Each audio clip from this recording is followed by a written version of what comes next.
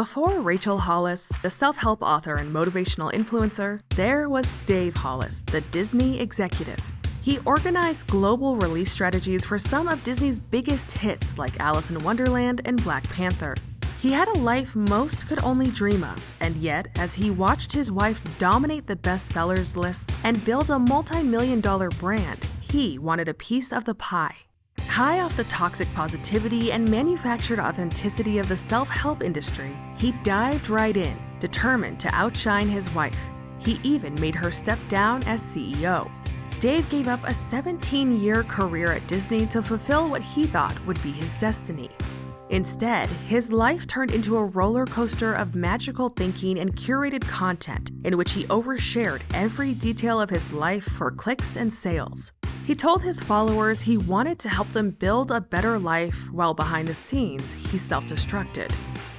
This is the tragic tale of Dave Hollis, the Disney executive who ruined his life trying to be an influencer. I got it all.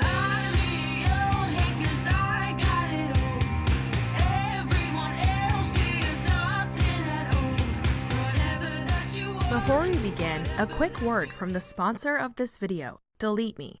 Let's talk about something creepy: data brokers. Data brokers are corporations that collect huge amounts of personally identifiable information.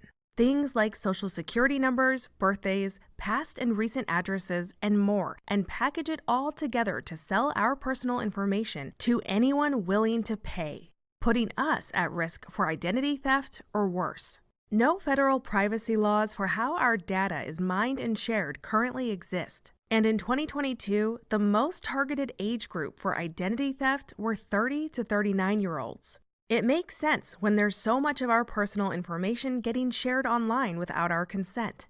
But trying to remove one's name, age, address, phone number, past addresses, and the names of relatives can be time-consuming and stressful. Instead of spending countless hours finding every website on the internet that contains your private info and submitting requests to get it taken down, get it done in minutes with Delete Me. Delete Me is an amazing service that will not just find and remove your personal information from hundreds of data broker websites, but they'll continuously scan for new data that shows up and get that removed as well. Delete Me searches all the top data broker websites, and on average, they find and remove over 2,000 pieces of personal data for a customer in their first 2 years. To date, they've removed over 100 million pieces of data for their customers. So if you want to get your personal information removed from search results on the web, go to joindeleteme.com/notthegoodgirl. Delete Me is offering 20% off their privacy plans to all my viewers with my code NOTTHEGOODGIRL. Once again, that's joindeleteme.com/notthegoodgirl. Now, back to the video.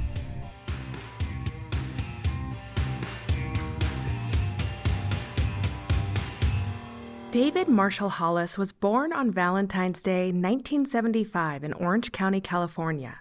He came from a middle-class family. His father was a successful contractor, while his mother stayed home to raise the children.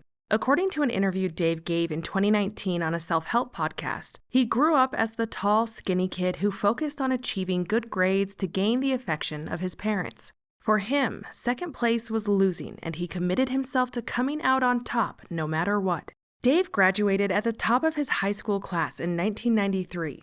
This was the same year Disney bought Miramax, an important note for later. Dave then enrolled at Pepperdine University, where he majored in organizational communication. While in college, he developed a love for the entertainment industry and even worked part-time as a DJ for his college radio station. After graduating in 1997, he worked for Columbia Records as a tour manager. He toured with Destiny's Child right before they released their third album, Survivor. Then, in 2001, he got a phone call that changed his life. The call came from a recruiter who wanted to know if he was interested in a role at the Walt Disney Company. By then, Dave was living and working in LA, and the opportunity to join Disney was a dream come true. Without hesitation, he accepted a position in Disney's home entertainment division. His title was an assistant brand manager for Miramax Home Video, and he worked on promotional strategies for DVD and Blu-ray releases. This was at a time when the home video market was booming, and Disney wanted to capitalize on the opportunity to get their DVDs into every home in America. But we can't talk about Dave without talking about Rachel. Less than a year after starting with Disney, Dave had another life-changing moment. In 2002, he met a girl named Rachel Neely. Rachel was 8 years younger than Dave and from a vastly different family background. She was born in 1983 in the small town of Weed Patch, California. The area is one of the poorest parts of Kern County with a population of less than 3,000 residents. Rachel grew up in a family which was deeply influenced by her father's role as a Pentecostal minister. Religion influenced everything about her family's daily life. Rachel would later share that the strict religious environment caused emotional challenges as she and her siblings were restricted in what they were allowed to wear, think, and do. The family also struggled financially and never had the money for luxuries. Sadly, when Rachel was just 14 years old, she discovered the body of her brother who had unalived himself. She quickly rang 911 and asked the dispatcher if her brother was going to hell for what he had done. The trauma of this experience changed Rachel's life forever. She began to read self-help books to understand what she was feeling. This self-help journey sparked a lifelong passion for personal development. At the same time, she began to dream of a life outside the confines of her family and their small town. After graduating high school, Rachel moved to LA to chase her dream of working in the entertainment industry. At age 19, she applied at Miramax because of an obsession with Matt Damon. She secretly hoped to one day meet him, as Miramax had produced Good Will Hunting. She landed the job and became an assistant. In a future book that Rachel would write over a decade later, Girl Wash Your Face, she wrote about an emotionally abusive relationship she endured after taking the job at Miramax. She wrote, quote, "I dated this older man. I was essentially his booty call for months and months. He was bothered when I referred to myself as his girlfriend. He entirely treated me like crap and really obliterated my worth as a human being. So I dumped him. Leaving him was exactly the wake-up call he needed to grow up and see me for the worthy, valuable woman I am. Next thing I know, he's shown up on my front doorstep and we're giving our relationship another go. And this time, it worked out." End quote. That man who treated her like crap was Dave Hollis.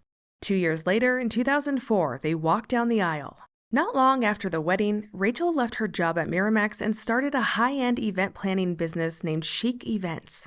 As well as managing Chic Events, Rachel also launched a personal blog called The Chic Site. This gave a running commentary of her everyday life, including intimate details about her relationship, her lifestyle aesthetic, and design advice. She also wrote about her personal development journey and her faith, in which she promoted that spiritual blessings come in the form of material wealth, aka the prosperity gospel. In a future book, she wrote about the day she received her first $10,000 consulting check. She drove straight to the Louis Vuitton store at the Beverly Center and walked out with an LV bag for $1,000 that she had had her eye on. She wrote, quote, "I wanted it because it represented the kind of woman I dreamed of becoming," end quote. Rachel said she wanted the Chic Site to be like a conversation between best friends. At Disney, Dave was quickly catching the attention of senior executives. They had recognized his knack for figuring out what audiences wanted and how to create marketing campaigns that connected with them. But he needed a few more years under his belt before he could reach his aspirations of an executive position. In 2007, 3 years after tying the knot, Rachel and Dave welcomed their first child, a baby boy. Their second son arrived in 2009 and a third in 2012. It was around 2009 that Rachel began sharing a series of blog posts about their journey to adopt a child from Ethiopia. When that failed, they switched to fostering in the US, but after a placement with newborn twin girls went south, they decided to stop the process of fostering and adoption altogether. Rachel shared on her blog that they desperately wanted a daughter to complete their family, but adoption and fostering had taken an emotional toll they were unprepared for. Meanwhile, Dave's influence at Disney was continuing to grow. In 2011, he was promoted to the role of head of worldwide theatrical distribution. Dave was finally a Disney executive.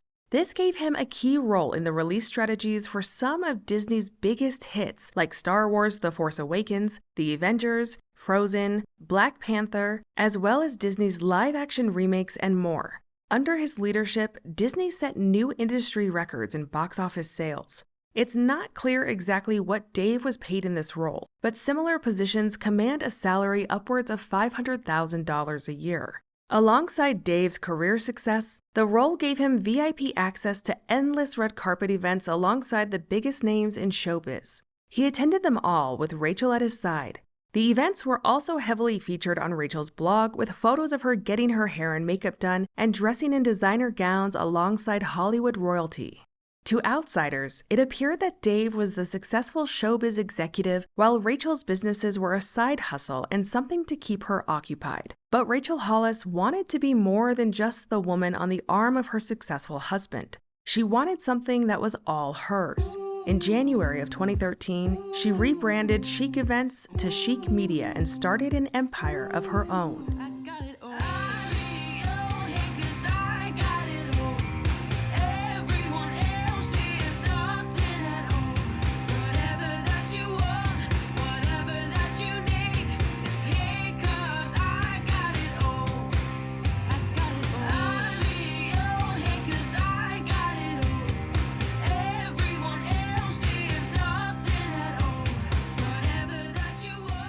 Four years after Dave got his lead role at Disney, Rachel launched her literary debut, a book named Party Girl, which she promoted heavily on her blog in 2014. Thanks to her posts from the red carpet and consistently sharing about her Christian mom life, her fan base was growing steadily, and she told them that this was the first of a series of books she planned to release under the heading The Girls. Later that year, she penned a blog post about the 6 gold bracelets she was never seen without. The very first bracelet was a solid gold chain with a charm engraved with 3%. In the blog post, Rachel wrote, quote, 3% was the first gold bracelet I ever bought myself. It was years ago and I was up for a big job, the kind of ridiculous mega dream job I had no business getting. One night at dinner, I told Dave, babe, I think they might actually hire me. Now, my husband is honestly the most supportive person I know, but he's also very pragmatic and he's constantly trying to help me temper my enthusiasm so I won't be disappointed. He looked at me and said, sweetheart, you are so incredible, but the chances of you getting this are 1,000,000 to 1. I was totally shocked. How could they be 1,000,000 to 1, I demanded. I've already made it through 3 rounds. Okay, Dave said, maybe not 1,000,000 to 1, but like 3%. You have a 3% chance. A week later, when they called and told me I was hired, I had this bracelet made. I wear it as a reminder that even the person who believes in me most still doesn't believe in me as much as I believe in myself. End quote. Rachel's book and her deeply personal blog were gaining popularity and followers, but nothing compared to the success she found in 2015 through a single Facebook and blog post. Because of this, 2015 would be the last year Rachel and Dave Hollis would have any sense of normalcy in their lives. In April of that year, Rachel posted a picture of herself wearing an orange bikini. She proudly showed off her stretch marks and captioned the post, quote, I wear a bikini because I'm proud of this body and every mark on it. Those marks prove that I was blessed enough to carry my babies and that flabby tummy means I worked hard to lose what weight I could. Flaunt that body with pride, end quote. The blog post and photo on Facebook immediately went viral, with users commending her for her confidence. Her Facebook business page, which was then called the Chic Site, received more than 10 million views and 325,000 likes in a single weekend. Suddenly, Rachel was featured in mainstream news stories. One featured the headline, Mom from Viral Bikini Photo Encourages Others to Share Their Stretch Marks and Flaws. Off the back of this virality, and with everything she had done to build Chic Media, Rachel's popularity soared, and so too did her business. By 2016, Rachel was everywhere. She was being paid thousands to speak at women's conferences, and her Girls series had become a best-selling trilogy. In June of 2017, she launched a podcast named Dais, which was later renamed to Rise. Rebranding happens a lot in Rachel and Dave's story, almost as if they were flying by the seat of their pants. Rachel framed it as a business podcast targeted at women who wanted to grow their careers, especially online careers in the self-help industry, or write a book or get cast on TV, and even for stay-at-home moms wanting a better life. It was basically for any woman who wanted to better herself. In 2017, she hosted her first conference called Rise. Tickets ranged from $250 to $350. It was around this time that Rachel and Dave restarted the process to complete their family. In February 2017, they adopted Noah, the daughter they had always dreamed of. Rachel covered the process heavily on her Instagram using the hashtag HollisAdoption. As her star continued to rise, she secured a major sponsorship deal with JCPenney for a back-to-school special with her oldest son and expanded into consulting services. It wasn't long before the fruits of her success began appearing all over her social media. The couple upgraded their home. Dave had a 1969 Ford Bronco restored and delivered to their house, which they uploaded to YouTube in a now-deleted video, and Rachel's team was growing. At the end of 2017, Rachel and Dave posted a video to YouTube offering advice for married couples who were struggling.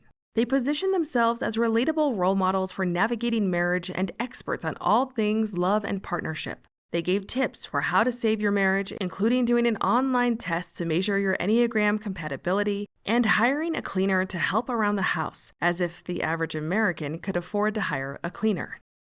Even though I haven't eaten or had coffee. My phone You can't even shut off your volume? I didn't know what happened. I mean, the quality of our video. Sorry. Hey guys, I'm Rachel. I'm Dave.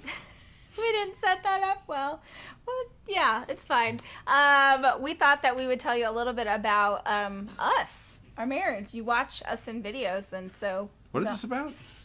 Our marriage. Yes. Great. The key to our long marriage, joint property laws in the state of California. I think we are deliberate. We're intentional. We do take seriously the work that is required to make a marriage great. And Absolutely.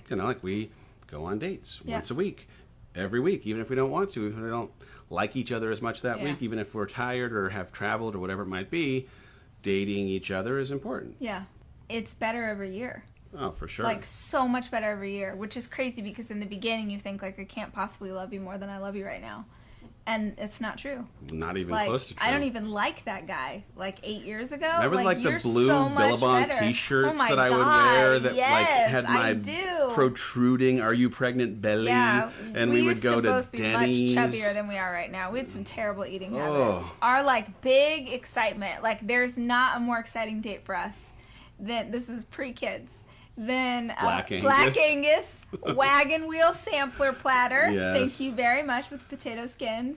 Yeah, I remember I would get a new job, like a promotion, or I won a poker tournament one time. Like, what are we gonna do? We're gonna hit the Angus. Black Angus. I hope you'll like show old pictures. There's a really bad picture of us playing croquet, looking like chipmunks. God, it's so bad. Ugh. I look like I got stung by 1,000 bees. Your hair game is also unbelievably better because that picture also showcases hair was so bad. A lack of better. hair. We're so much better looking. My hair, everyone's it's hair. It's shocking Jack's how much better looking everyone's hair now is better, really, than we were then. This was one of their first forays into couples coaching, but it was far from their last. 2 months later, in February of 2018, Rachel released another book that would see her success at its peak. It was titled Girl Wash Your Face and released by a Christian publisher. The book was a mixture of stories and advice from Rachel's personal life experiences, which challenged readers to deconstruct the lies women had been told about themselves. Some of the chapter titles included, I am bad at sex. I should be further along by now. I am defined by my weight. The book was met with rave reviews and became an instant New York Times bestseller. During the same month, Dave was gearing up for the huge release of Black Panther. Dave wrote on his Instagram he was proud of Marvel Studios and the Walt Disney Company and that it was his favorite Marvel film yet. By September of that year, the book had sold more than 1 million copies and was due to be released in 10 other languages. It also had a spot on the top 10 best-selling books in the US for over 7 months. The hotspots where the book did the best were in the South and Midwest, and the Washington Post characterized Hollis as goop for red state women. Rachel celebrated the milestone with an Instagram post to thank her followers for their support, writing, quote, I want to thank you from the bottom of my heart for believing in this message and for believing in me. Thank you for asking your local library to bring it in. Thank you for writing a review. Thank you for hollering at the other girls on your MLM team to read it. Thank you for telling the other wives on base that it was worth their time. Thank you. End quote. The success of Girl Wash Your Face cemented Rachel Hollis as a powerhouse in the self-help industry. The book's rapid success brought her international accolades, and Rachel was being celebrated for her raw, relatable style and her message of resilience. She was featured on magazine covers, Good Morning America, and surpassed 1 million followers on Instagram. This meant that Dave's salary at Disney was no longer their primary source of income.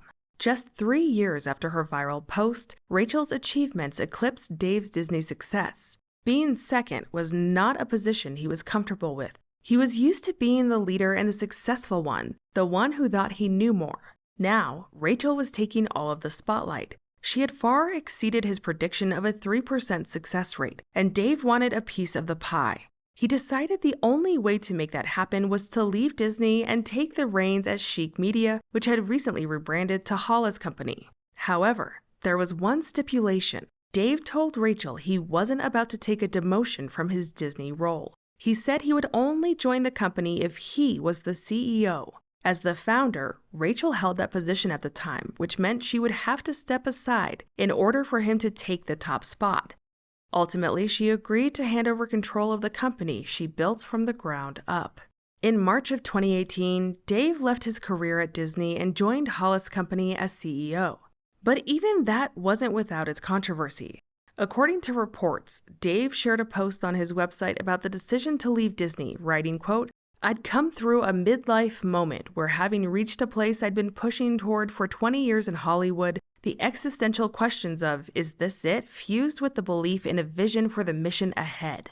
Pushing against a lifetime of pragmatic wiring and a love for certainty, I disrupted a life that was pretty good on paper for the chance for what I believed would be something far greater. The hope that impact might deliver more meaning, something that felt like it mattered more. And so I gave notice. I'd leave my role as sales head for the film studio I served for 17 years." End quote.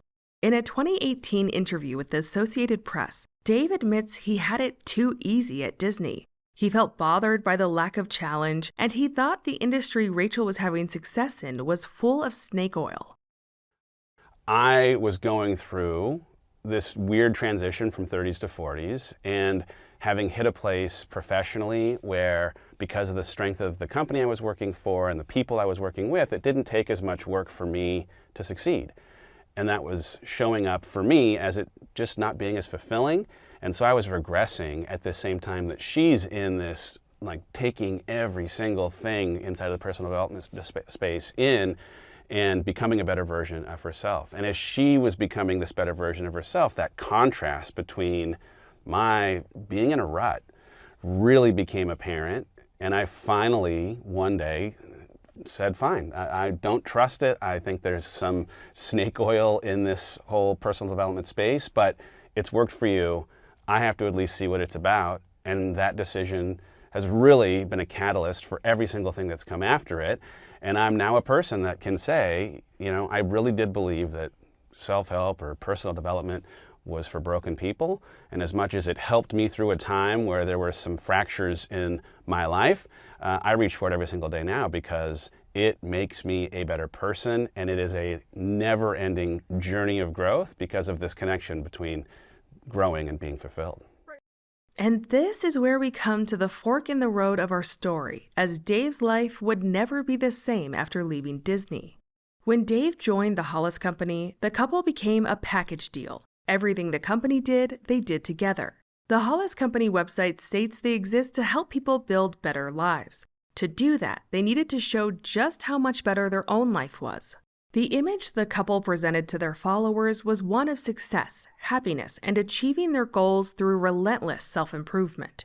Rachel's social media highlighted their beautiful home, their jet-setting lifestyle, and special family moments. Key to those family moments were their kids. The Hollis children became regulars in Rachel and Dave's content, appearing in everything from family posts to their Instagram lives and even sponsored brand deals. Sometimes in the Instagram lives, they were just getting ready for school or having breakfast or sharing a more targeted message with their mom or dad. Some critics questioned how much of their family life was being commodified for the sake of engagement, but Dave and Rachel argued that the clips made their content more authentic and showed what it was really like to be ultra-successful and also busy hands-on parents to 4 kids. What they failed to mention was their hands-on approach to parenting also included a nanny, a fact which was written in the fine print at the very end of Rachel's best-selling book.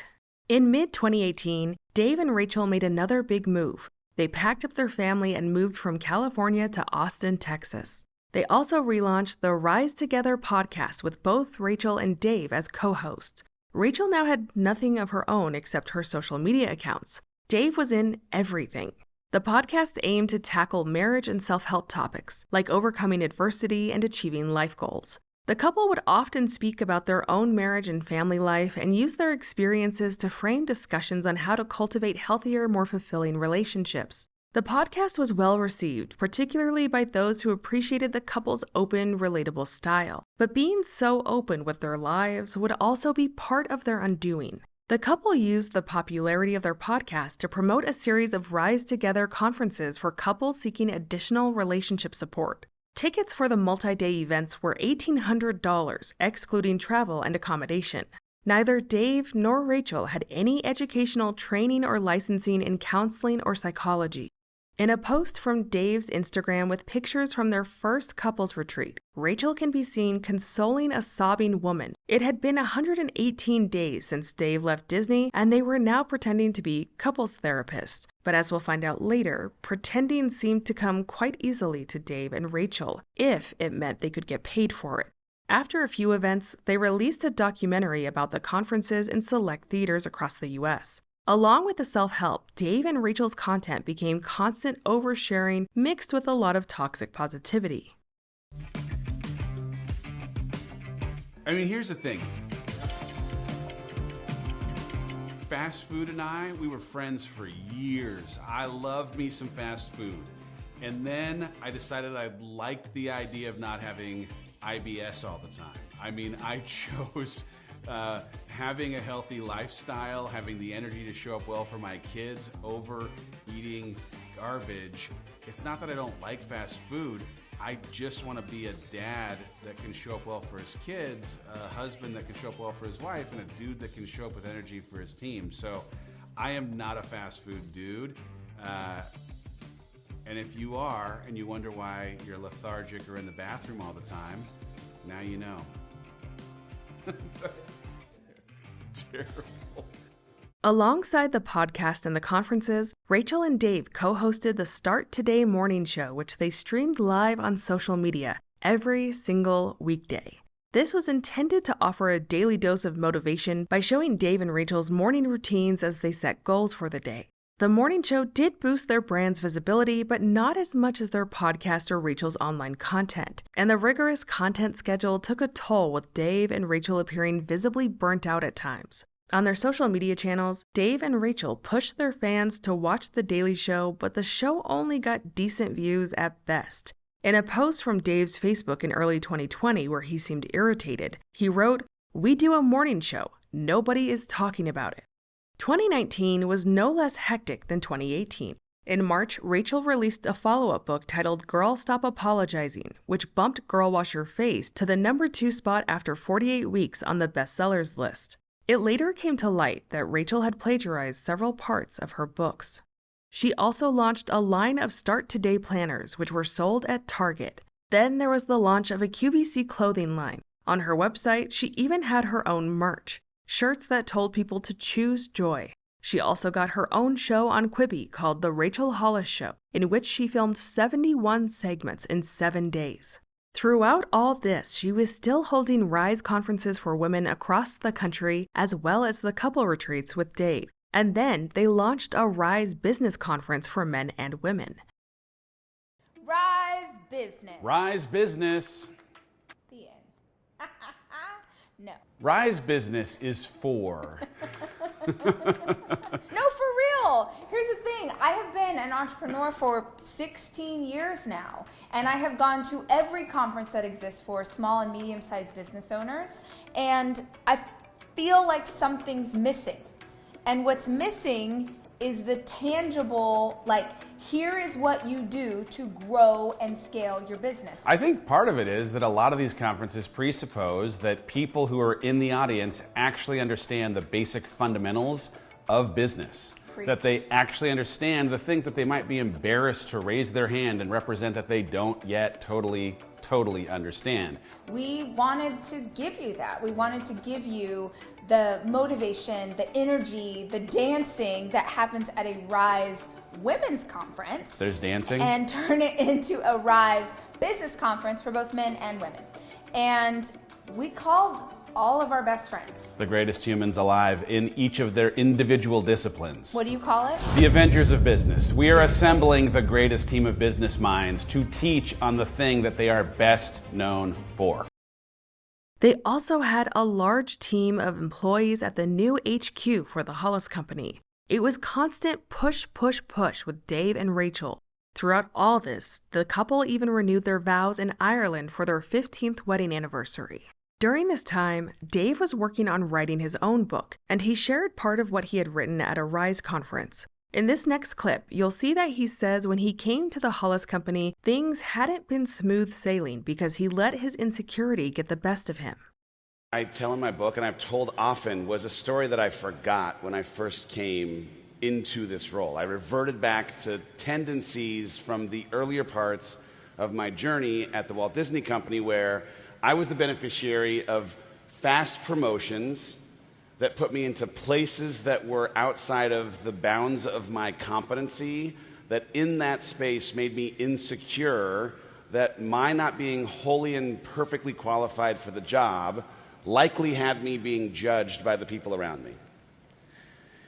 At Disney, in like the 4th year of my 17, I had 4 promotions in 4 years, and after having been put in a job that was bigger than I deserved, I went to a meeting, and I thought my job was to make sure that every other person in the room knew how smart I was. Every time there was a silence in the room, I would inject something, whether it was worthy of or even a part of the thing that we were talking about in the room. And I felt very smart for showing how smart I was, and we finished this meeting, and my boss asked if he could see me in his office, and I thought I was being awarded a LaCroix can at the time for genius, above and beyond the call of duty. Thank you, Mr. Hollis, for the showcase of your knowledge in an area where it was not needed. I walk in the door closes, and he says, in words that still, as I think about it, pierce my little baby soul, "Shut the f*** up." Now, I thought I was like, was it going to be 1 5 or 2 5s? I didn't know what I was getting, and he just like daggers me. And he said, "You have this job because we believe you to be the person who can get this job done. And every time you try and show us how smart or qualified or worthy you are of being in this seat, in an environment that isn't asking you to justify your worthiness, you are undermining your cause and calling into question your credibility." As 2019 came to a close, it seemed Dave and Rachel Hollis were riding high. Rachel's books were dominating the bestsellers list, their podcast was thriving, and the blog projected the image of a thriving romantic relationship and business partnership. Dave's first attempt to make a name for himself came in the form of a memoir titled Get Out of Your Own Way, which launched in March of 2020. The book aimed to help readers confront personal barriers through stories from Dave's life, but it was strangely just like Rachel's Girl Wash Your Face. In Dave's book, he walked readers through 19 lies he once believed and how he got out of his own way. It was as if he was trying to follow Rachel's exact steps to success and hoping to find his own.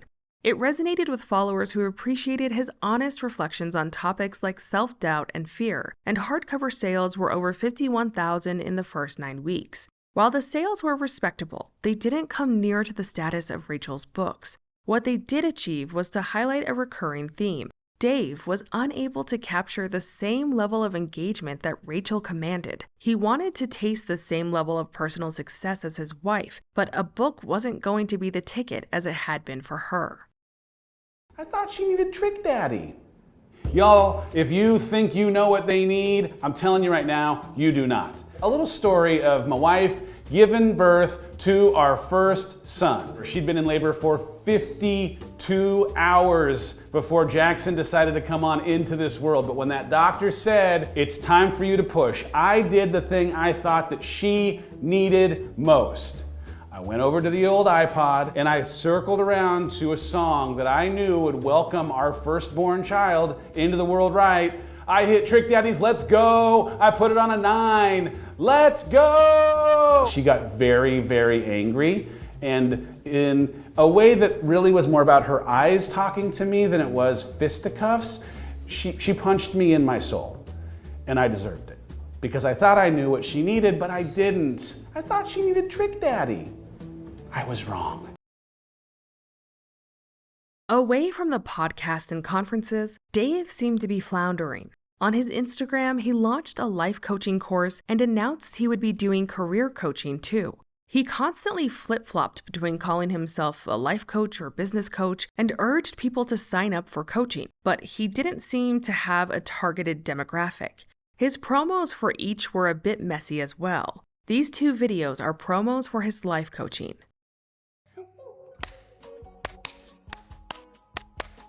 Okay, come on, clock. Here I am. I'm here. I'm present. I'm good. I don't even know what day it is. Definitely don't put that on. Did we do it? Are my teeth clean, Jack? Why am I yelling?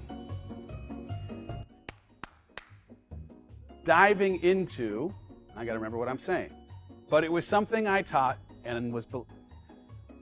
But it was something I taught. Come on. Lord, have mercy. Come on, who's with me? Let's go. Oops, just pulled a cord out of my pocket. I live to work. Nope. I don't live to work. Okay, so now it's time for you to do some work.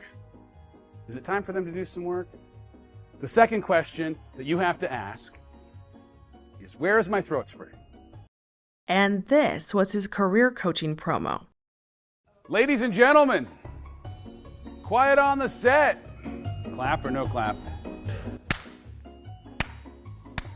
At the Walt Disney Company, I had the unbelievable experience of getting to work with 2 unbelievable, I'll say the word 5 times. Hopefully you had a chance to dive into what? You're making friends? I told the story. Did I tell the story last time of Pat telling me to shut the up? All right, it's time. Let's get this baby home. Nope.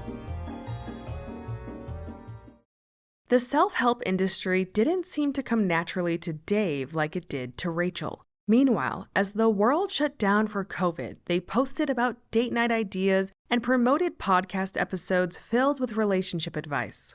They also shared frequent Instagram posts about how to keep your spouse happy, being a leader in your relationship, and even how to plan quarantine makeout sessions. It really looked as if this monetized power couple had it all. They had money, fame, charisma, and a happy family. Or is that just what they were selling?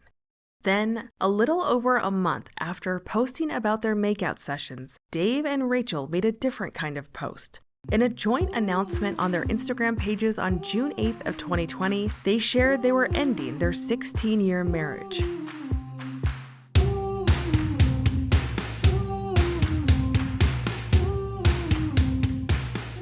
On her Facebook 1 year prior, Rachel had posted photos of their vow renewal ceremony, which she said they did once every 5 years. She even posted her vows in which she said, quote, "I choose you. Again and again, I choose you. I will always choose us. Here's to marriage, here's to partnership, here's to slogging through the valleys so you can climb to the summit together." End quote. The news of Dave and Rachel's divorce came as a shock to their fans, especially because they admitted they had been struggling for 3 years. This just happened to be about the same amount of time they had been selling couples counseling conferences to their followers. A month after the announcement, Dave offered some insight into how the separation went down when he put Rachel on blast. He posted a picture with their vow renewal in which he wrote Rachel requested the divorce 2 days after their 16th anniversary, writing, quote, "2 days later, Ray told me she didn't want to be married anymore, that I could only become the man and she the woman we were each truly meant to be, apart.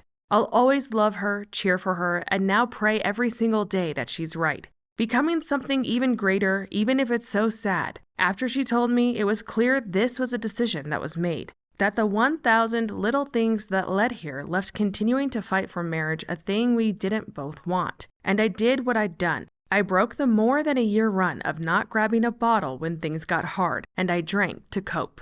End quote.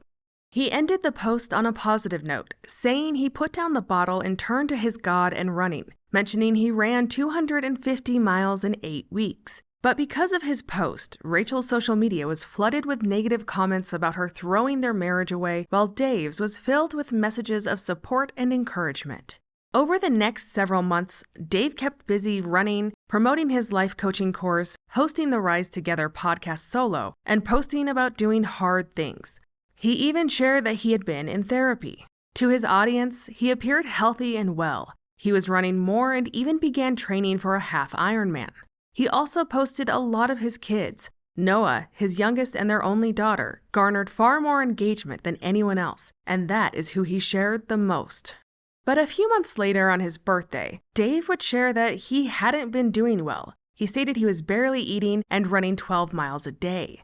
In the same post, he shared that he and a woman named Heidi Powell had begun dating. He announced this on his birthday, Valentine's Day of 2021. In the same post, he also shared that he had reignited his relationship with God. Heidi Powell is a fitness coach and influencer who was featured on the TV show Extreme Weight Loss with her then-husband trainer Chris Powell. They announced their divorce only a few weeks before Dave and Rachel. In typical Dave fashion, he overshared everything about how they grew close, had late-night phone calls, and their first kiss. He also shared that he got to know Heidi because he asked her to be on his podcast, since she was going through a divorce just like him. He wrote, quote, "We sat down to start the interview and I couldn't get a sentence out without crying. After 30 minutes of blubbering, I asked if she was ready to hit record, to which she laughed. I was clearly not in a place to have a conversation for the show. We sat and talked for 4 hours, ran through all the similarities and divorces that chose us. We each have 4 kids, were transitioning away from partners we'd been working with, and had to work through a relationship ending in public. It made me feel normal." End quote. He also shared they had been growing close for 6 months, which means that would have started around August of 2020, 2 months after Dave and Rachel announced their plans to divorce. Fans of Dave noticed that almost as soon as they got together, his posts shifted from a self-help focus to a stream of extreme health challenges and fitness competitions, as that's what Heidi's social media revolves around. She also shares her kids and their lives constantly. In one Instagram post with a picture of her kids, she wrote, quote, "I wish I could honestly say that being with my kids has always been my happiest place, but that would be a lie. Some may think this truth makes me a terrible mother, but maybe it just makes me honest about the not-so-rosy parts of life that aren't often showcased on social media. Truth is, my decades of parenting has been full of challenges, mistakes, misses, and heartache, and oftentimes questions around my worthiness to carry such a title." End quote. With influencers, it's post after post of too intimate details in an effort to appear vulnerable and relatable, so strangers on the internet will buy what they're selling. Heidi Powell, who has no education in counseling or psychology, calls herself a mind and body coach. Why do you think God or the universe, why do you think it requires so much of this pain and suffering to finally wake up? Sometimes I actually feel like the messier your journey is, the more you actually learn, the deeper you actually feel, and the more unconditionally you learn to love. I actually remember, so Dave and I were in Vermont with Mel Robbins and her family, and I was listening to her kids speak, and I was just noticing the life path that they had already chosen or were taking at such a young age. And I sat at that table having so much envy for what those young adults had, where at my age, at 18, I was struggling. I was like a drug addict getting a hit multiple times a day. Heidi sells private fitness challenges along with her fitness and weight loss app. She has a podcast, and her days consist of giving workout tips, posting everything about her life on social media, protein shakes, and sponsored posts. And Dave's content soon began to look the same. Dave's followers were skeptical of Heidi's overly commercialized content and her emphasis on high-cost programs and products. And while Dave projected an image of being healed and healthy and wanting to help others do the same, his videos sometimes showed something different, as if the mask would slip. You have a Bronco? Is that an old Bronco, new Bronco? It's a 1969 Ford Bronco. Thank you for asking. Her What name's color? the Incredible Hulk. It's a dark green, like a forest green, white stripe down the side. Come on. I mean, I will say it's a 1969 car. Maybe the only thing in this vehicle that is from 1969 is the VIN number, because it has been rebuilt like piece by piece. And so there's very little that is old on this old Bronco. Was that the dream? Like, were you like someday? No, this was the midlife crisis. This was, I'm struggling to find happiness. I'm turning 40. Maybe investing a lot of money into a money pit called a Bronco would actually make me feel better about myself. That didn't actually work. I'm going to be honest, but it's a great ride. It fixed everything, right? As soon as you owned it? Just a silver bullet. You know what? If you're having trouble in your life, I can recommend one thing, and that's just go out and grab yourself a Bronco. Everything gets better immediately. Followers also noted that Dave's behavior in live streams appeared erratic and scattered. He would lose his train of thought, speak in a rushed or disjointed manner, and seemed unfocused, all of which was far removed from the polished executive he had once been. In October of 2021, Dave released his second book, Built Through Courage: Face Your Fears to Live the Life You Were Meant For. The book was a certified flop. Dave began posting about how no one respected that he had put his blood into the pages. His frustration was evident in an Instagram Live rant, which has been called Pancakegate. While Dave sat on what he called his patio of peace, he rambled on about his new book and how people should buy it even if they didn't have a job. He went on to say if people weren't prepared to spend $18 stinking on his book, then they should unfollow him, saying, quote, "I would prefer to lose all of the people who are not interested in buying the thing that I have dedicated the last 18 months of my life to, than allow you to show up and breach our contract." End quote. Partway through the stream, his daughter Noah, who was 4 years old at the time, came into view of the camera. She told her dad she was hungry and she asked him to make her pancakes. Dave wouldn't quit his live stream and didn't move for an hour. Noah asked again several times. The last time, Dave harshly replied, "Get a life." He made several other statements mocking Noah during the 2-hour live stream, even as his followers begged him to put the camera down and spend time with his child. It's $18.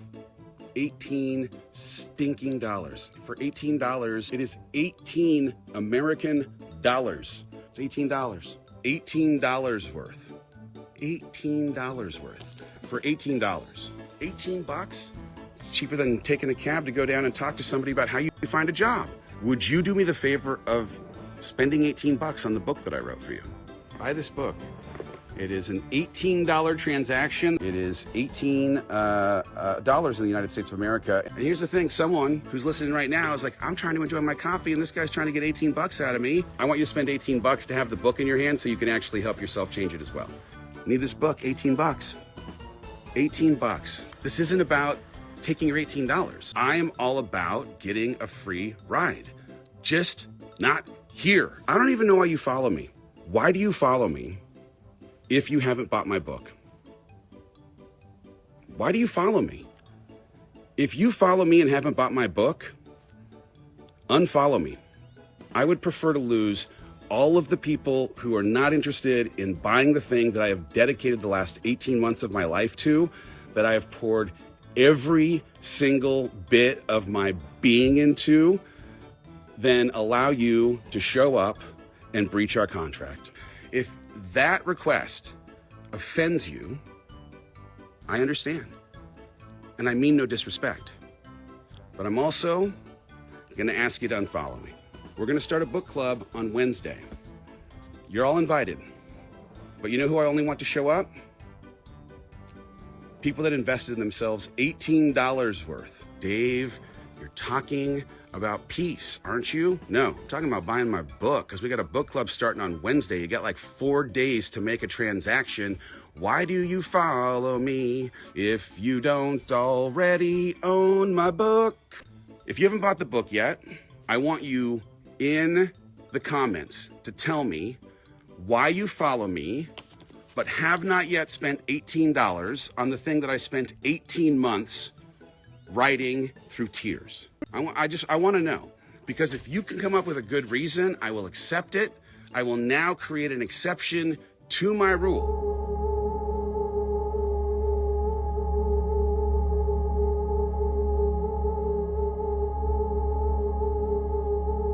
I am not trying to be dismissive of your situation with work, sir or ma'am. And I mean this serious, and I mean serious as a heart attack. This $18 would be the fastest route to you getting paid, the fastest route to you finding your passion and your calling, the fastest route to you getting money, having abundance in your life, of any of the things you're considering right now. I don't know what options you're working through, but if I were you, I am dead serious here. I know it's early, I haven't slept a lot, I've been thinking about this book, but I am dead serious. If I had no money, I had literally no money, I had no job, I would find a way to get $18 to get this book. God, Dave, that sounds like you're being disrespectful to people that don't have jobs. No, I'm saying that I think that some of the answers as to why you don't have a job or how you find one when you don't currently have one might exist here, because I spend a bunch of time talking about finding your purpose on this planet, unlocking the intention of your creator. I just believe in the depths of my soul that some of the answers might be here. I'm sorry that you don't have a job. There are resources, though, that exist. And I'm going to tell you right now, this is a freaking resource. You can get the book from the library, too. I'm not going to try and shame you into having to buy a book. But also, there is an option in the library. I also think it's a great deal, and I think you should get it. It would help you, period. A special blend. Oh, good morning. I saw the sun come up. Yep, the sun's up, so you can get out of bed now. But you're on my patio of peace, which means we're going to try and be a little bit quiet while I finish reading, and then we're going to go in and make breakfast. I want Mickey pancakes. Let's do some Mickey pancakes today. Hey, Noah, I need my computer. Noah has, you've retrieved it. Thank you. Oh, where's the plug on the side? I unplugged it. I'm going to need that plug. I need that white plug. The small white plug that we had. I'm going to need that. No, not that one. Yep, that one. Noah's making a lot of noise in the window. The things that I have experienced or learned, the way that I've learned things from other people, yes. You need those Mickey pancakes? All right, let me finish reading this chapter, then we're going to Mickey pancake it up. You stuck or had you feeling down? Noah, in your rush to return to normal, what parts of normal are you going to take some time to consider if they're worth rushing back to? Did you tell these people that we have a tea time book coming out? Oh, come over here. You got to tell them. They're going to be so excited to hear this. It's so exciting. The tea time book is coming out when I buy What are you saying? The tea time book what? The tea time book comes out when I buy. The tea time book comes out the week that Noah turns 5. Do you understand that when you ask like this in front of our friends on the internet, they think that I am a terrible person when I don't jump up immediately. You find out you're climbing the right ladder, you actually feel like you're alive for the first time in freaking forever. Like, I'm so excited. Here's the thing. I love you guys for representing Noah's needs. I promise you, I'm going to turn this off, and I'm going to be here with her for 2 consecutive days, and I will. It's obscene. It's just obscene, the amount of attention that this child will get. I promise you. Thank you for your concern. I promise I'm a good dad, even though I'm neglecting the pancake making in real time so I can spend time with you. This is what, you guys are like, yo, just go spend time. Oh, go spend time with this? I know. I would just go spend time with them. I know. hate the dinosaur butt. Miserable dad I am. Hey, Eric, I'm gonna let you parent your kids, brother. I'm gonna go ahead and parent mine. I'm just trying to finish a quick conversation. No, the FDA has given a recommendation on the number of vitamins that children get to have in each day, and you, ma'am, are at your limit. I love you enough to say no, this is a boundary. Get a life. I will, for somebody who today buys the book, I'm gonna take off my American flag socks, I'm gonna sign them, I'm gonna write my name on them in an autograph fashion, and I'm gonna mail them to you as a prize for deciding to finally make a good choice in the month of October. I wish he hadn't waited till the end of the month, I'll be honest. He said, I'm making Dave today. I'm gonna make Dave today, and I am so deliberate and intentional in the way that I am making Dave what I hope more than anything on earth for Dave is that Dave appreciates that with my intentionally making him the way that I have, that I hope every day for him that he would honor the intention of this creation. That he would, because of appreciating that I made him for specific things, have the courage to believe that he can do the things that I made him for. I hope more than anything, that he will believe in this one-of-one idea, that he will believe that no one can be like him, that absolutely 100% he is going to do great things on this earth because he was created with the intention for greatness, and all that is standing in the way between him actually stepping into that greatness that I designed him for and where he is right now is him developing the courage to believe enough in himself to step into what he's already been called into. If you're going to go to the documentary, I will just tell you real quick, there's 20 minutes of content before showtime where there's a brand new, never before seen episode of Forward for Thoughts. There's an episode of Tea Time. Hey, simmer down now. You're at a 9, I'm gonna need you at a 4. The interaction quickly went viral, and many of his longtime supporters expressed disappointment and concern over his behavior. Dave began losing followers and issued an apology in which he said he was going to seek help. He confessed that he had once again turned to alcohol to mask his insecurities, and it was only when he rewatched the video that he realized how bad things had become. Fans were also increasingly concerned about Dave's appearance. In his videos and live streams, he looked noticeably thinner and gaunt. There was no sign of the upbeat, energetic image he'd once projected. He blamed his exhaustion on his frequent travel between his home in Texas and Heidi's home in Arizona. But that didn't seem a reasonable explanation for the dramatic changes in his appearance. Fans began to suspect something deeper was affecting Dave's mental and physical health. In December of 2021, not long after Pancakegate, he announced that he was co-hosting a 3-day men's conference in Texas called the Congruent Conference. But then last minute, only 1 month after announcing it and selling tickets, the Congruence Men's Conference was canceled. It happened suddenly, and attendees received an email which stated, quote, "We are writing you to deliver some unexpected news. In our ambition to create an event to talk about integrity in our lives, there are times when you recognize there are issues in your life that require immediate attention, where the only act of congruence is to step away and do the work." It went on to say, to show up better for himself, Dave is taking time away to explore and work on work and personal challenges in his life. The entire team at Congruent fully supports Dave during this time and wish him well, end quote. And it was in the same month that Rachel decided to speak up about their divorce for the first time. In episode 250 of the Rachel Hollis podcast, Rachel mentioned that when she found out Dave was practically living a double life, it was too much for her to continue on in the marriage. She also claimed that she was the one who took care of everyone, and she couldn't continue to take care of the kids while taking care of him. She had to save herself.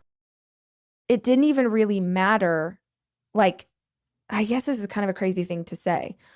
What the truth wasn't enough to break us, but the lying about it for years was. The sort of like double life that is required. That, the weight of that and the stress of that, all of it, that is a huge piece in why it didn't work. I need to lose all of those pieces in order to make him feel good, to make him feel, like a man. And I freaking tried, man, for a long time. But every once in a while, that like who I was would peek out. That authentic self comes out in my work. It comes out in my books. It comes out on podcasts. It comes out in a conference or standing on stage. And not to sound like a douche lord, but I'm really confident. If you've seen me on stage ever, you've come to conference before, I'm not a wilting violet. I'm not small.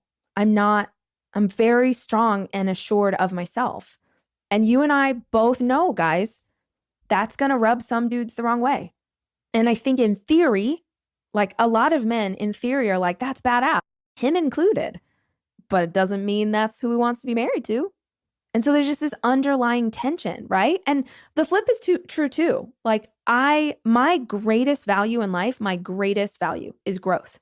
And it means at times that I find myself in tension and in pain. But if you called your shot and you said, hey, universe, hey, God, I want to grow, I want to evolve as a human being, there's one way to do that. And it's through discomfort. So if my greatest value is growth and his greatest value is certainty, I'm going through human needs, a little psychology for you if you're not familiar. If his is certainty and mine is growth, we're always going to be in opposition. And then there's just this twisted thing that happens where you fall into a routine of trying to make it work and trying to make it fit, and it just sort of never does.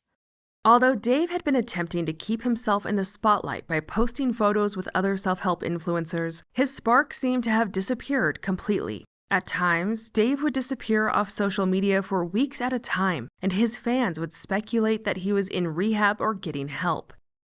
On January 30th of 2022, Dave let the facade down when he wrote on his Instagram, quote, "This is a really hard post for me to write, but I need to. Friends, I am going through it. Contrary to how it may seem, and contrary to how I feel, I'm expected to show up as the happy person you know me to be. I am feeling completely broken from the pressure of this strange public life, and it seems the happier I've chosen to show up for you and for my family, the more unprocessed pain I'm burying, simply deferring to a later date as it collects at the highest interest rate.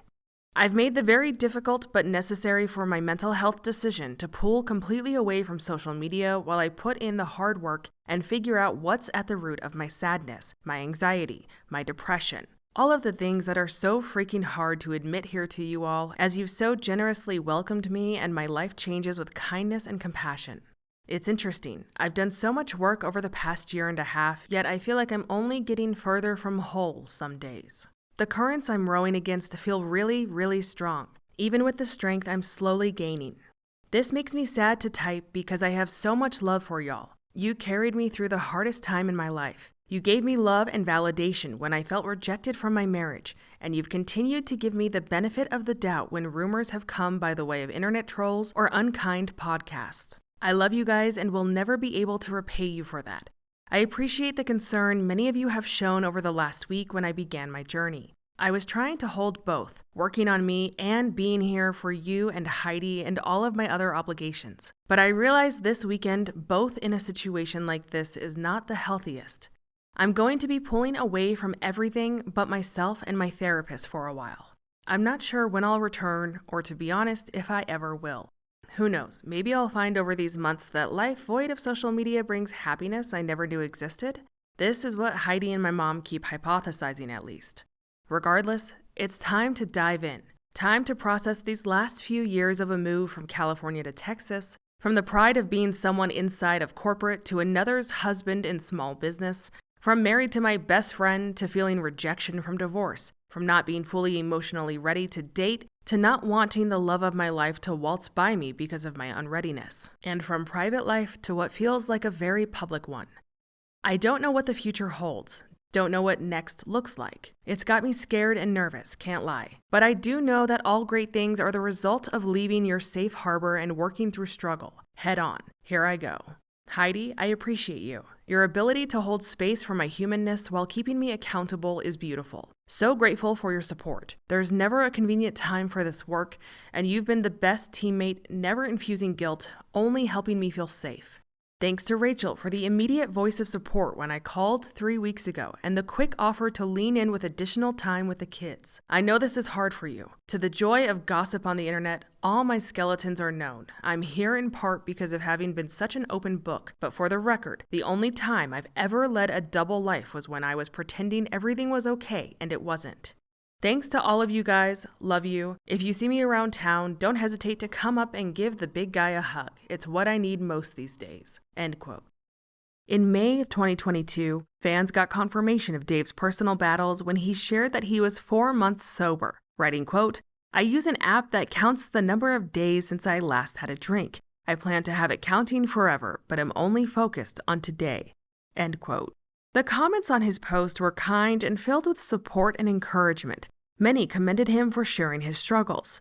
It was right around this time when Dave began frequently posting on social media again, jumping right back into the world of self-help and extreme fitness. He even began heavily promoting fitness programs with Heidi and training for a fitness competition. He seemed like an influencer who was trying to throw anything at the wall to see what sticks, while navigating life as a father of 4 post-divorce.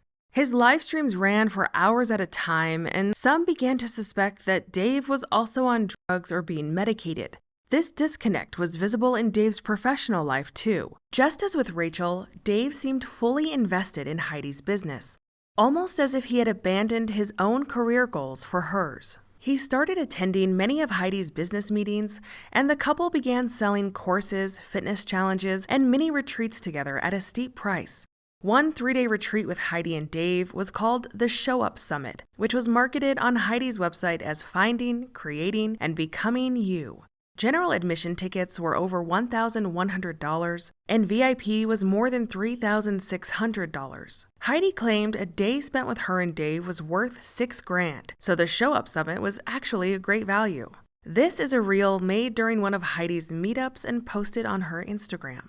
Dave and Heidi constantly spoke of healing themselves, becoming a better version of themselves, and coming out on the other side of dark times. But many times it appeared to some that Heidi and Dave didn't really like their fans. Or maybe they didn't like that they needed their fans to need them. One example of this is during one of their vacations when they met a couple at their hotel who was getting married there that weekend. They all hit it off and the couple invited Heidi and Dave to their rehearsal dinner and wedding. Dave and Heidi excitedly said yes, and while some might see this as a bit invasive, Heidi shared all over her Instagram stories about how good energy and positivity attracts great people like the couple they had just met. After attending their 2-day-old friend's rehearsal dinner, she posted a story with Dave in which she wrote, "And no joke, our arrival to the rehearsal dinner was more welcoming toward us than most fan events." It was little jabs like this, often hidden between the sponsored post and protein shake selfies, where it seemed like Dave and Heidi resented their followers. Dun, dun, dun! Dave! Sorry to let everybody down. It's just me. Welcome. Hello. Not Dave? Oh, Lindsay. Not Dave. Please. It's Dave. It's Dave. I got my H mug. It's all I had in my house. Got my C mug. I feel like we should make it a D. I feel like we should make it a D. I love Chris, and I don't want to disrespect Chris. Write a D on it? I'm just, I'd gladly drink out of He didn't Chris's want mug. the mug. I will gladly. Chris did not want the mug. He's not a mug person. Feels like we could start there. Should we get him another mug? I need a mug. Is there a mug person on set? Do we have a mug wrangler? Any mug. Seriously. This is amazing. Well, we're starting off right. What? Hey! All right. Look at this. We're working with a full cast here, everybody. You know what I'm going to get Chris for Christmas? A mug? I'm going to wrap that mug up and I'm going to send it over to him. So that handsome son of a gun yesterday. Oh God. I don't buy things unless I'm at that store I was at last. Feels like there's a chance this relationship could last a little bit when I got a D mug in the house. Goodness gracious. I don't want to get too excited. Good morning, everybody. I don't want to get too excited. Well, no, I just want to manage the expectations just a touch, but I did get a D mug. So. This set is a lot better today. The set is hot. I mean, I think should we cheers to that? Hold on. You can't toast an empty cup. It's bad luck. It's bad luck. Is this warm water? It's warm. It is warm. This is the one that was in my car. Oh, come on. Here, should we cheers it? Do you know that warm water? You got to look me in the eye. I'm not trying to be weird about it, but that like the bad luck. Really? I've never done that because I've always had to focus on not where spilling. the mug, where the mug's going, or I'd miss. We're off to an interesting start here. Cheers. No, when we were in I don't know if you guys were in the boot camp, but we were in the boot camp and Heidi's, doing her Heidi thing, and I'm participating in the Zoom with the people inside the boot camp. And someone in the comment on the Zoom was like, who's Chris, right? Like she's telling a story about extreme weight loss and makes mention of this person named Chris. Like, who's Chris? Well, you just sometimes assume that everybody knows who everybody is. There's a cast of characters that we have to keep up with. Who's Chris? And so, Heidi explains, Chris is my husband. We have children together. And I'm now with someone else. And Chris is my husband. You said Chris was my husband. He was my husband. Yeah, he was. And he now isn't your husband. And now you happen to be hanging out with this guy named Dave, who's not Chris.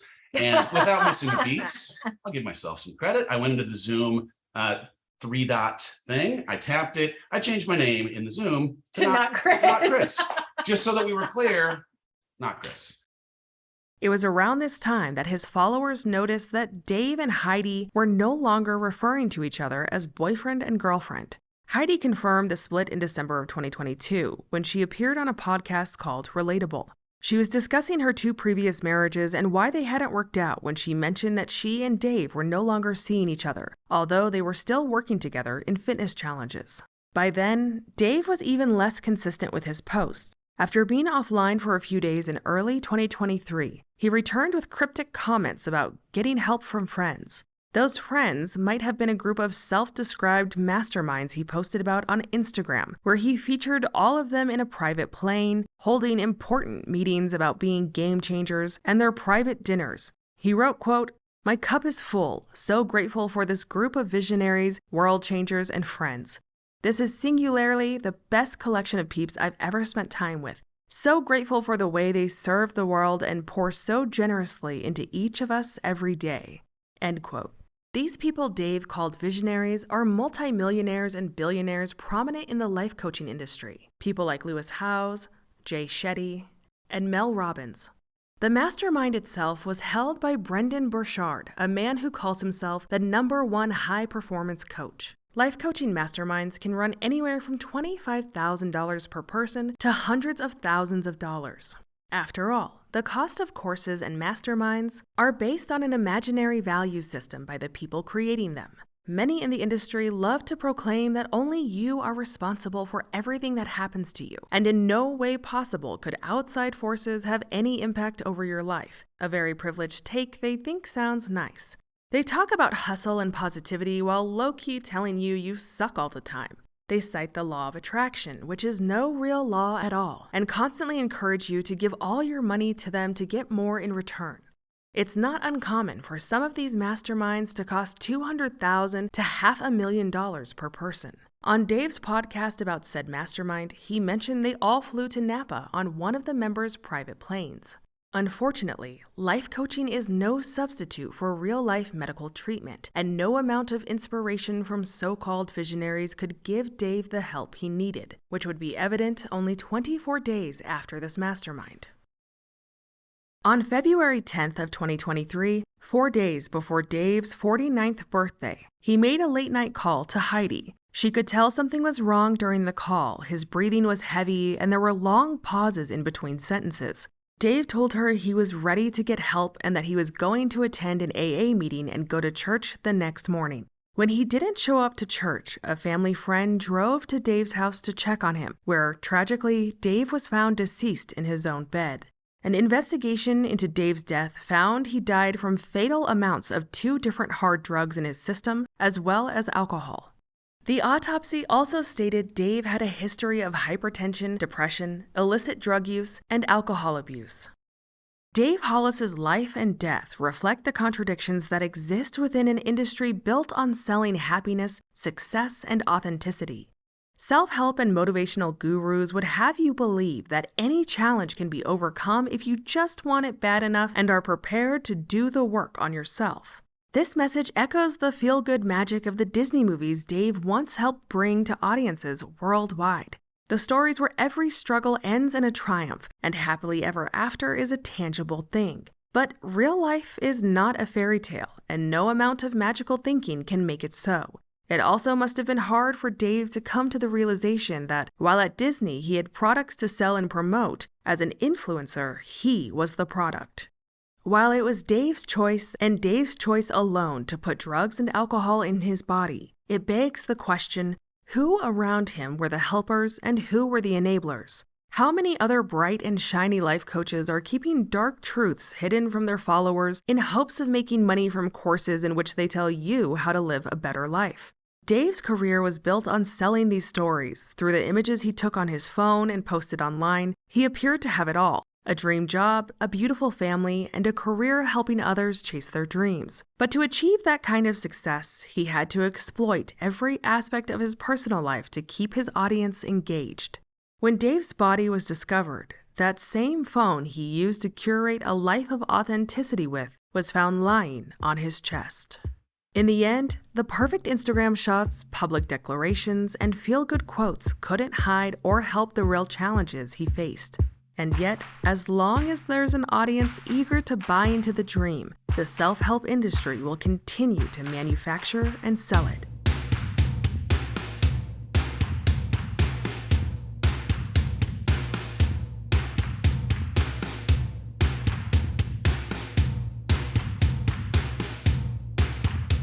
This has been the cautionary tale of Dave Hollis, the Disney executive turned self-help influencer.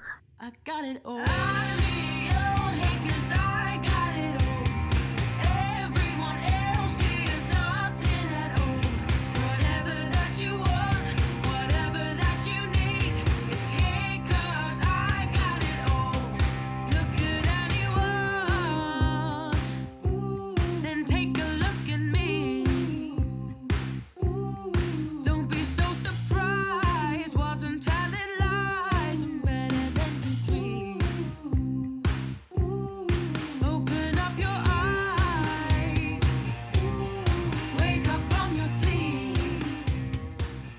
Sign up for Delete Me now using the link in the description box or the QR code. Thank you to Delete Me for sponsoring this video.